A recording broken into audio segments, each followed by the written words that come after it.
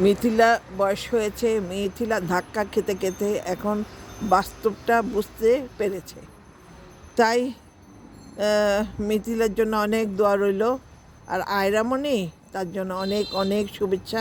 আয়রা ইনশাল্লাহ তাসান অতটা ইয়ে করবে না, আয়রাকে হয়তো আমেরিকাতে পাঠিয়ে দিবে হয়তো হাই এডুকেশনের জন্য। কারণ তাসান ব্যক্তিটা অনেক ভালো, অনেক ভালো।